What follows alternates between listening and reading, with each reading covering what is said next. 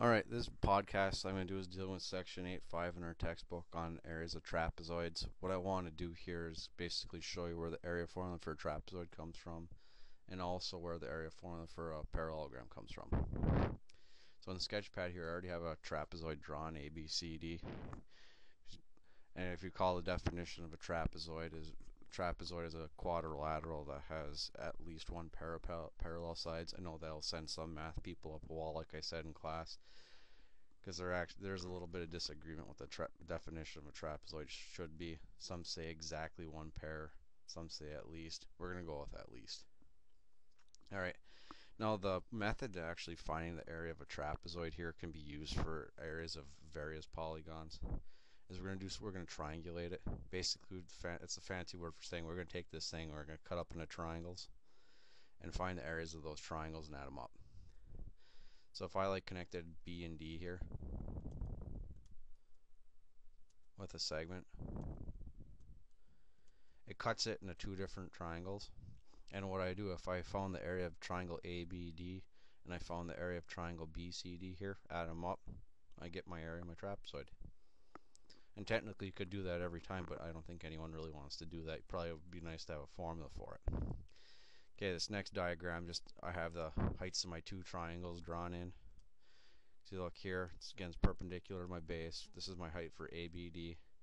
And over here, this is my height for BCD. If you look, both of them are the same length.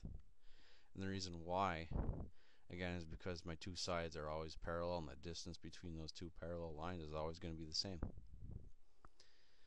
Alright, now actually finding the areas of these two triangles. If you look, the area of the triangle ABD here, remember it's 1/2 base times height. My base here was labeled B1 as my first base.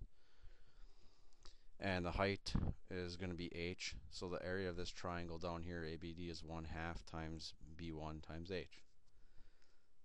The area of this triangle up here, BCD, is 1/2 times its base, which is B2, times H.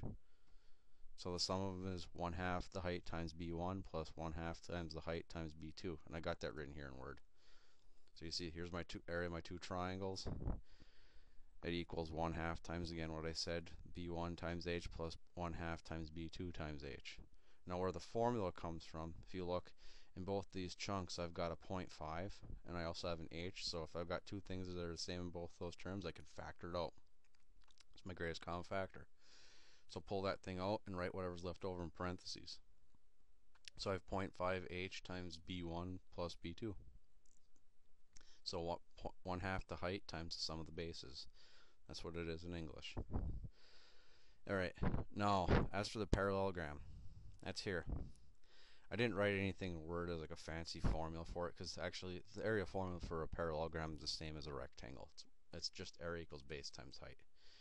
Now the reason it's base times height, again, if you look, basically what you could do with any parallelogram here is if I drop the height down from, like, say B here down to the base here, I form this little triangle here.